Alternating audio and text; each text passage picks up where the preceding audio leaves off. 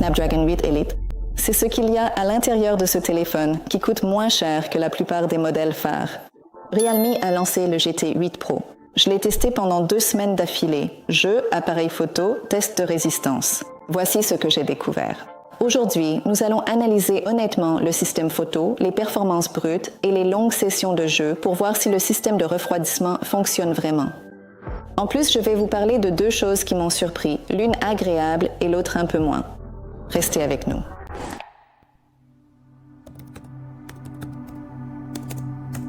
Dès le départ, il a l'air cher. Le dos mat ne retient pas les traces de doigts, le cadre semble solide et le téléphone est étonnamment léger compte tenu de ce qu'il contient. L'écran fait 6,78 pouces. Il est grand, c'est indéniable, mais Realme a réussi à garder le poids bas.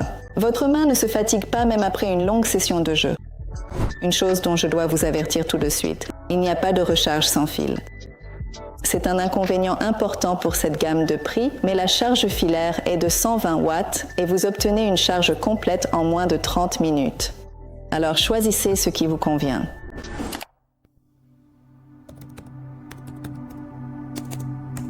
AMOLED 1000,5K 144 Hz, luminosité maximale de 6000 nits. Ce ne sont pas juste des chiffres tirés d'un communiqué de presse. On le ressent vraiment. À l'extérieur, même en plein soleil, tout reste lisible. Dans les jeux, avec ce taux de rafraîchissement, tout est d'une fluidité incroyable. La calibration des couleurs dès la sortie de la boîte est parfaite, chaude mais sans être trop saturée. Si vous consommez du contenu sur YouTube, en streaming ou dans les jeux, cet écran ne vous décevra pas.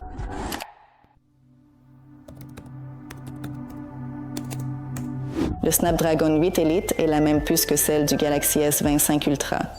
Même puce, prix différent. AnTuTu tourne autour de 2,8 millions. Le score multicœur sur Geekbench dépasse 9000. Pour faire simple, ce téléphone est rapide. Les applications s'ouvrent instantanément. Multitâches et écran partagé, aucun délai. J'ai gardé 12 applications ouvertes en arrière-plan et je passais constamment de l'une à l'autre. Pas un seul rechargement, pas une seule saccade. Maintenant, parlons du système de refroidissement. Realme en a beaucoup parlé et pour la plupart, c'est vrai. Il y a une grande chambre à vapeur à l'intérieur. Après 30 minutes, le téléphone est tiède, pas chaud, ce qui est crucial. Tiède est normal, alors que chaud rime avec bridage. Or, je n'ai constaté aucune baisse de performance.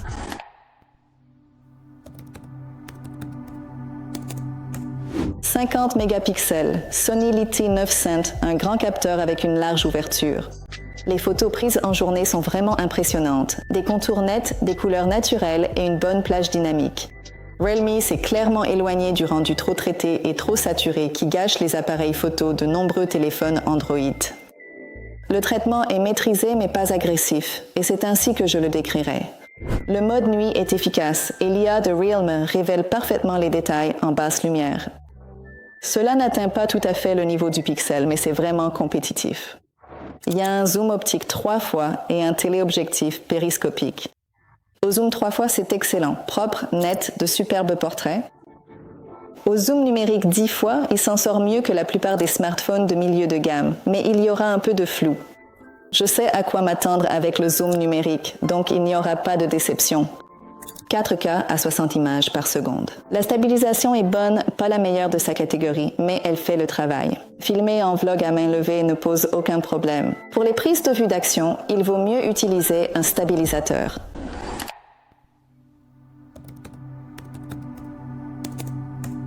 Très bien, mode gaming. C'est là que les choses deviennent vraiment intéressantes. Genshin Impact, paramètre maximum, 60 images par seconde verrouillées. Aucune chute de framerate et le téléphone est resté agréable en main. PUBG Mobile à 90 images par seconde, même constat, c'est fluide, réactif et précis. Le moteur de vibration pendant le jeu est net et ajoute vraiment à l'immersion.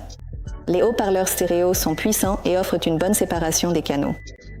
Dolby Atmos est excellent pour le jeu mobile, mais il n'y a pas de prise casque, seulement le Bluetooth si vous voulez jouer avec des écouteurs filaires. La batterie de 5800 mAh sous forte charge de jeu offre environ 6 heures d'écran actif. C'est un bon résultat, et lorsqu'elle est déchargée, le chargeur de 120 watts la ramènera à 100% plus vite que le prochain match ne commence.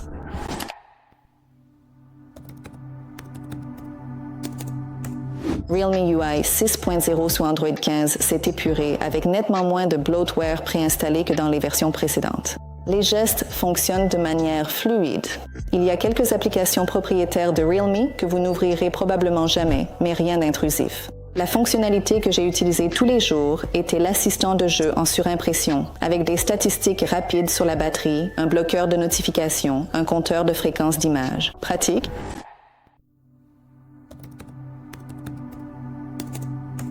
Alors, est-ce que ça vaut le coup d'acheter le Realme GT8 Pro? Si vous voulez des performances de puce dignes d'un flagship et un appareil photo correct sans le prix d'un flagship, oui, foncez. Ce téléphone offre des performances supérieures à ce que son prix laisse supposer. L'expérience de jeu est vraiment solide et l'appareil photo est honnête et compétent.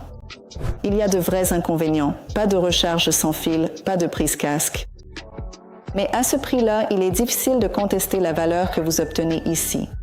Realme joue sur le long terme avec la gamme GT et avec le GT8 Pro, ils ont un vrai prétendant. Cela nous amène à la fin de notre test du téléphone. Dites-nous ce que vous en pensez. Likez la vidéo et abonnez-vous à notre chaîne. À la prochaine.